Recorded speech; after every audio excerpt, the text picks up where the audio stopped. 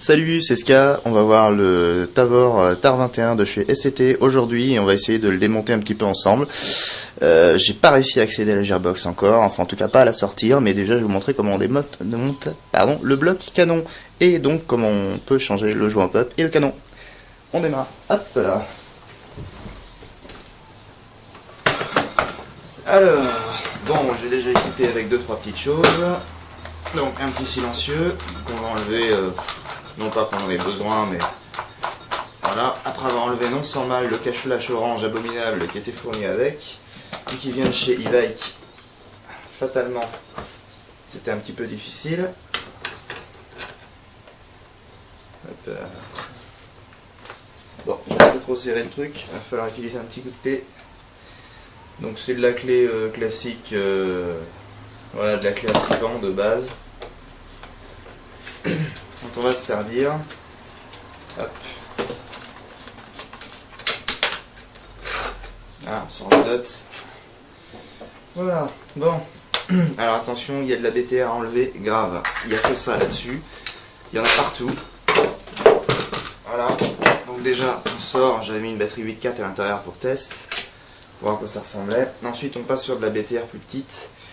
Si je dis pas de conneries, ça doit être de la 2,5. C'est de la 3 pour... voilà, il y a de la 3 et de la 2,5 en gros. Donc la 2,5 par contre il y en a un paquet quoi. Donc là je sais pas si on voit très bien. Là ici, là, il y a la même de l'autre côté. Voilà. Il va falloir enlever aussi celle-ci qui va permettre de sortir le bloc. Celle-ci, normalement, ça glisse tout seul une fois qu'on a enlevé ça. Moi, j'ai mis une petite cale là, ce qui fait que c'est assez difficile à enlever. Il y a une goupille à faire sauter ici. Voilà. Et après, normalement, on devrait avoir accès au hop-up, qu'il faudra quand même débloquer, puisqu'il y a un petit cache, en fait, qui le tient à l'intérieur, là, juste en dessous. Donc, on va regarder ça. Je vais essayer d'être le plus clair possible. Et le plus rapide aussi, parce que regarder une vidéo, c'est chiant. On a toujours envie d'arriver à la fin. Et de voir ce qui nous intéresse vraiment. Que la phase j'enlève les vis, c'est pas toujours super quoi, mais c'est nécessaire. Bon, alors la goupille, hein, évidemment comme la dernière fois je l'ai bien enchâssée. Voilà, hop là, donc elle est là, elle est sortie la mémère. On va la pousser encore. Toc. Voilà, une goupille, une première partie. Attention, il y a un ressort derrière, c'est la tringlerie. Il faut la sortir délicatement parce que à l'intérieur là il y a une petite rondelle. Cette petite rondelle en fait va permettre de caler le ressort tout simplement. Donc on va sortir avec la rondelle. Voilà. Toc. Et là après on va défaire. Donc comme je vous disais, celle du dessus qui est juste derrière le rear sight. Rear sight qui est soit dit pas terrible je trouve. Vraiment avoir une visée là-dessus, c'est pas génial hein, à utiliser. Donc là, normalement, je pourrais enlever cette partie-là. Et là, celle qui est derrière, normalement, il va falloir que je défasse un petit peu le rail supérieur. Si je dis pas de conneries, je crois qu'il y a de toute façon, il a besoin d'être défait. Voilà. Je sais plus s'il faut le défaire, si c'est nécessaire ou pas, mais je vais le défaire au cas où. Parce qu'il me semble que sinon, on ne peut pas faire coulisser le upper receiver de dessus. Voilà, je l'ai bloqué. Parce que comme un con, l'autre jour j'ai foutu un coup de super glue là pour mettre le cale et ça n'a pas fonctionné. Voilà. Voilà, tac. Il suffit de le débloquer et il glisse tout seul. Tac, voilà. Alors comme on peut voir à l'intérieur, on a accès au canon externe. Qui d'ailleurs, il faudra que je bidouille une cale là parce que sur le devant là il est pas fixé quoi. Donc je sais pas, faudra que je mette un spacer, mais je sais pas comment je vais le foutre, histoire qu'il y ait moins de jeu quoi. Et puis en plus, là il y a la connectique qui se barre, donc là j'ai fait une petite encoche parce que des fois elle se rentre à l'intérieur, alors pour la récupérer c'est trop la galère. Voilà. Donc on va défaire les 4 BTR qui sont là. Toc toc. Tout simplement. Vous allez voir, c'est hyper simple. On socle pour pouvoir filmer. Hop là, un peu moins de zoom, ça serait mieux. Tac, voilà.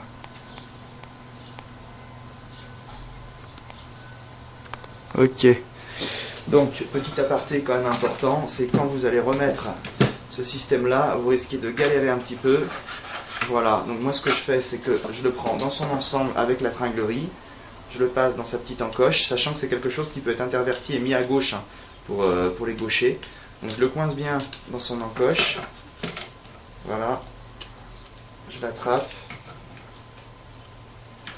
et je passe le tout là en fait. Parce que sinon, si vous ne faites pas ça, vous allez arriver à un moment où il faut que la tringlerie en fait, elle rentre. Voilà, ça y est, j'ai réussi à tout faire sauter. Voilà, il va falloir que la tringlerie en fait, que la tringle, elle passe sur la petite pièce qui va venir sur le bloc hop-up. Donc la tringle, il va falloir qu'elle passe là. C'est pour ça que c'est assez délicat à faire. Donc vaut mieux prendre les deux morceaux en d'une seule fois. Bon là ça a merdé mais c'est pas grave. Il suffit de remettre l'anneau. Et là ça devrait passer. Voilà. Bon bah ce sera tout. A plus. Ciao le chipos. Voilà, donc je disais donc on va enlever les 4 BTR qui sont au-dessus là. Donc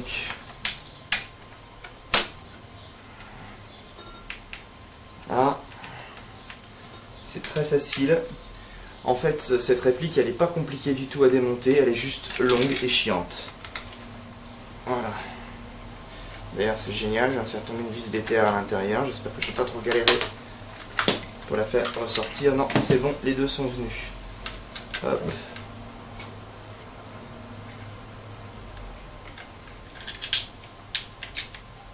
Là. Enfin bon, comme le dirait un certain airsofter que je connais des forums et qui porte le pseudo d'un personnage de GTA, plus c'est long, plus c'est bon. Voilà, je pense qu'il se reconnaîtra. Donc ensuite, voilà, là normalement on est censé pouvoir sortir le bloc, sauf que voilà, sauf que j'avais oublié de reculer le bolt catch derrière, donc je vais le faire à la main. Voilà, je me suis défoncé l'ongle, mais c'est pas grave. Et là on voit bien le bloc hop-up. Et là maintenant que la trappe de dessus est partie, voilà, on va pouvoir le sortir. Voilà, si j'y arrive. C'est juste que là merde, bon bah il va falloir que je tire un coup en semi, sinon ça va pas le faire. Hop. Parce que là en fait le nozzle est pas assez reculé. Voilà. Et là normalement je vais pouvoir le sortir.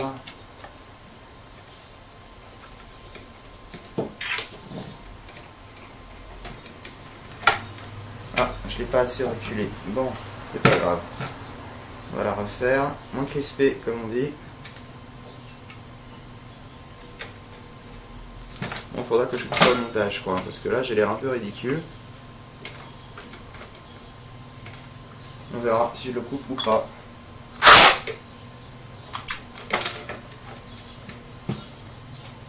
Tac, et voilà. Donc on a pu sortir le bloc, donc rien de bien terrible. Juste là en fait il y a une petite encoche qui ressemble d'ailleurs à une encoche de canon interne, hein. Sauf qu'elle est creuse là, c'est le bloc en fait qui rentre dedans. Et là, ces deux pattes métalliques, moi une fois que je les ai sorties, je les ai resserrées avec un coup de pince, parce que sinon il y avait du jeu axial, et le bloc hop-up en fait du canon interne tournait dans le canon externe. Donc là, moi je l'ai bien calé, j'en ai profité pour changer le joint. Bon, j'ai mis un mat ball rouge avec un fishbone blanc qui était fourni avec un joint guarder, je pense. Oui, ça va faire rire ceux qui disent garder, mais bon, c'est pas grave, je m'en fous. Et donc voilà, bon, le hop-up de M4, un des plus classiques. Bon, moi, perso, c'est la première fois que j'en vois un en vrai, parce que j'ai jamais eu de M4 ou dérivé, mais voilà, rien de particulier. Donc j'ai mis du scotch à l'intérieur, du gros scotch pour que le canon bouge pas. Donc je vais quand même aller faire un truc. Hop, je passe. C'est que je vais chercher un mètre pour bien vous montrer la longueur.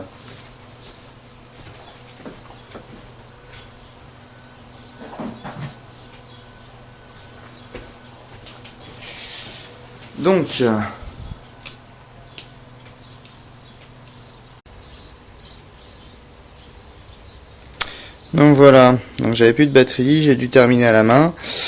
Donc on peut voir qu'on arrive à 40, un peu plus là de longueur. Donc apparemment le canon interne ferait 405 très précisément. Donc comme a été dit précédemment, c'est un 603, donc je vois pas l'utilité de le changer pour l'instant. Si je trouve que le groupement est à chier, peut-être que je mettrai un Vanaras que j'ai qui traîne qui fait 450. Quel cas il dépassera de 3 fois rien, hein, voilà. Il dépassera de 4 cm et demi. En gros il arrivera là quoi. Sur la longueur du canon, je pense pas que ce soit trop un problème. Voilà. Ok. Donc, petit aparté quand même important, c'est quand vous allez remettre ce système-là, vous risquez de galérer un petit peu. Voilà. Donc moi, ce que je fais, c'est que je le prends dans son ensemble avec la tringlerie. Je le passe dans sa petite encoche, sachant que c'est quelque chose qui peut être interverti et mis à gauche hein, pour les gauchers. Donc je le coince bien dans son encoche. Voilà, je l'attrape